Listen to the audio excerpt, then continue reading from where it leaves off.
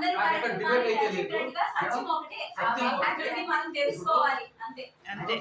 గోదావరి ఉంది, గంగా ఉంది, బ్రహ్మపుత్ర ఉంది, సింధు ఉంది. అన్ని నదులు ఎక్కడ కలుస్తున్నాయి? సముద్రంలో. అంతే. ఇప్పుడు 108 మార్గాలు ఉన్నాయి. 108 మార్గాలు ఉన్నాయి సార్. ఇప్పుడు భగవంతుని చేరడానికి ఒకటి మార్గం కాదు, 108 మార్గాలు ఉన్నాయి. నాకు తెలిసి 108 మార్గాలు కూడా భగవంతుని చేరడానికి దారులేదు. ఇప్పుడు భగవంతుని చేరడానికి 108 మార్గాలు ఉన్నాయి. ఇప్పుడు ఏ మార్గం కరెక్ట్ అంటారు, ఏ మార్గం తప్పు అంటారు? తప్పులేదు. అసలు అంటే మా గురువు నాకేం చెప్పినాడంటే నో జడ్జిమెంట్. అసలు జడ్జే లేదయ్యా సృష్టిలో. తినేవాడికి మా గురువు ఏమన్నాడంటే నో ఆర్గ్యుమెంట్. అసలు వాదనే లేదయ్యా, అందరినీ కరెక్టే. No judgment, no argument, no complaint. మీరేమన్నారు? తప్పకుండా తప్పేం లేదు అసలు సృష్టిలో. Only compliment. Super super. ఎవరిది సూపర్ అంటే చిన్న విషయం. నేను తప్పనిలే, నేను తప్పనిలే, సత్యం అన్నారు కదా. అంటే సార్ నేను ఇంకోటి చెప్పదలుచుకున్నది ఏమంటే ఈ సృష్టిలో ఎంతమంది మనుషులు ఉన్నారు కదా. శైశవాత్మ ఉంది, బాలాత్మ ఉంది, యువాత్మ ఉంది, ప్రౌఢాత్మ ఉంది, వృద్ధాత్మ ఉంది, వినూతాత్మ ఉంది, పరమాత్మ ఉంది. ఈ ఆత్మ అనేది అంటే ఇన్ని స్టేజ్లు లేదు, ఉన్నది ఒకటి ఆత్మే. కానీ అప్పుడే భూమిపైకి వచ్చిన ఆత్మ శైశవాత్మ. అంటే శైశవాత్మ అనేది ఏమవుతుందంటే వాడికి తిన్నామా పడుకున్నామా తెల్లారిందా, నా కడుపు నిండిందా, నా ఇల్లు బాగుందా, ఆ తర్వాత రెండోది కూడా లేదు. అసలు వాడి కడిపే వాడి కైలాసం తిండి అంతే, అంతవరకే ఉంటుంది. అంటే ఎక్కడి నుంచి వచ్చిందంటే ఆత్మ జంతుజన్మ నుంచి వచ్చింది. అంటే పరిణామ క్రమంలో మనం దేవుడిని తీసుకున్నా, ఫస్ట్ మన వెంకటేశ్వర అవతారాలు తీసుకున్నా, పరిణామ క్రమంలో ఆ దేవుడు చెప్పిన అవతారాలు కూడా 10 అవతారాల్లో నేను కూడా జంతు జన్మ నుంచి వచ్చినానని చెప్తున్నాడు అతను కూడా. నేను కూడా జంతు జన్మ నుంచి మనిషి జన్మకు వచ్చినానయ్యా, మనిషి జన్మ నుంచి నేను కూడా దేవత జన్మకి వెళ్ళానని పరిణామ క్రమంలో అతను కూడా చెప్తున్నాడు. కాబట్టి ఫస్ట్ వచ్చిన ఆత్మ ఏమవుతుందంటే జంతు జన్మ నుంచి శైశవాత్మగా వచ్చిన ఆత్మకే తప్పు లేదు. అతను తప్పు కాదు. ఈరోజు ఒకడు అతను పిల్లాన్ని తంతున్నాడు, పిల్లాన్ని చంపుతున్నాడు, కోర్టులకు వెళ్తున్నాడు అంటే అతను తప్పు కాదు. అతను నేర్చుకునే క్రమంలో జంతువు జన్మ నుంచి వచ్చినప్పుడు కొన్ని కర్మలు చేసుకున్నాడు. అదే సంచిత కర్మ, దానే సంచి అంటున్నాం. తెలియకుండా కర్మలు చేస్తున్నాడు, అదే సంచి. మూట కట్టుకున్నాడు. ఆ మూటను చూసుకున్న తర్వాత ఆత్మ దశలో ఆకాశిక రికార్డ్ అనేది ఒకటి ఉంది. ఈరోజు మనం ఎక్కడ కొట్టినా ఎవరు చెప్పినా ఆకాశిక రికార్డ్ అనేది ఉంది. దాన్ని మనం చిత్తగుప్తుడు అనేవాడు చిత్తంలో నీ లెక్క నీకే రికార్డ్ అవుతుంది.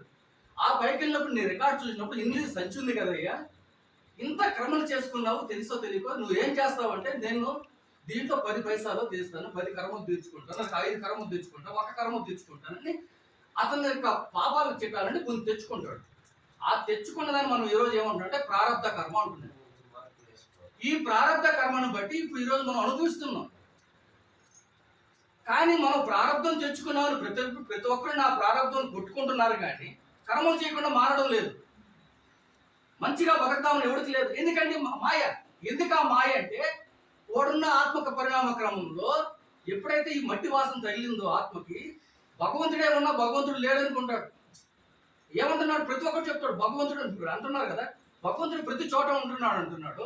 ఇప్పుడు నేను దారిలో పోతున్నా, బంగారు చైన్ కనపడింది, ఇట్టాట చూసి చౌకులు వేసుకుంటున్నాను కదా, అది బంగారు చైన్ కదా, ఎవరితో ఇచ్చేద్దాం అనుకోవచ్చు కదా.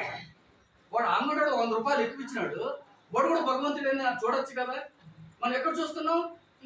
పక్క నుంచి వంకాయలు దొంగిలించుకొని వస్తున్నాం, దేవుడికి నైవేద్యం పెడుతున్నాం.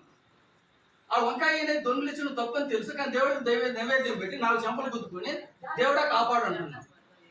అంటే శైశవాత్మ, బాలాత్మ, యువాత్మ, ప్రౌఢాత్మ, వృద్ధాత్మ, వినూతాత్మ, పరమాత్మ అని కొన్ని స్టేజ్లు ఉన్నాయి.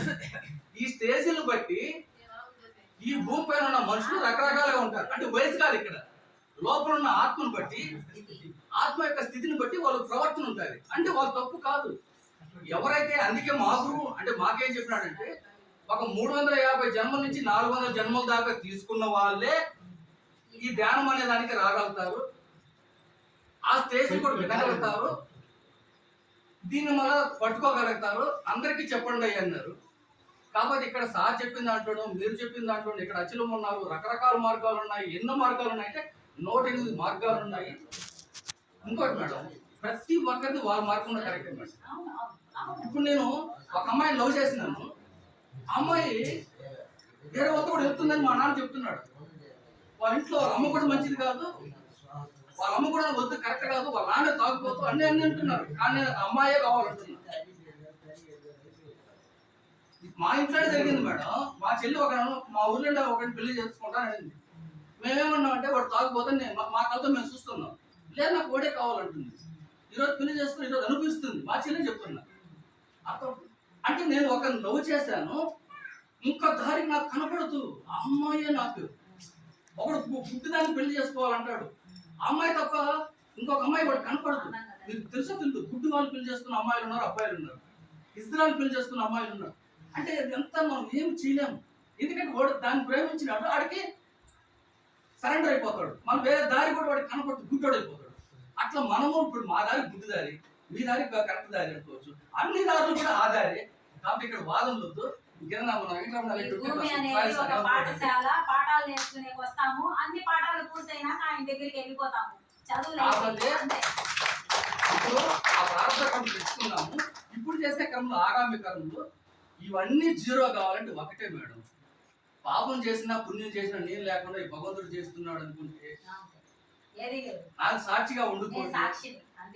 అంటే నేను ఉదాహరణ ఏమంటే శ్రీకృష్ణుడు 8 మంది భార్యలు అంటున్నాం, వాళ్ళకి 8 పిల్లలు అంటున్నాం, 16 మంది గోపికలు అంటున్నాం. అతను బ్రహ్మచారి, అస్కలిత బ్రహ్మచారి. అట్ట కూడా కాదు, కలిసినోడు కూడా కాదంట. అస్కలిత బ్రహ్మచారి అంటే కారణే జారనేవాడు, అసలు కారణమే కలవనేవాడు. మనం ఆ స్థితిలో ఉన్నామా? 10 రూపాయలు ఇచ్చి ఆ గుళ్ళు నా పేరు ఉందా లేదా, పుల్లారెడ్డి పేరు లేదు, 500 ఇచ్చిన 10 చెప్పి ఆ పేరు కనపడలేదని. అన్నిటికంటే గొప్ప కర్మ నిష్కామ కర్మ.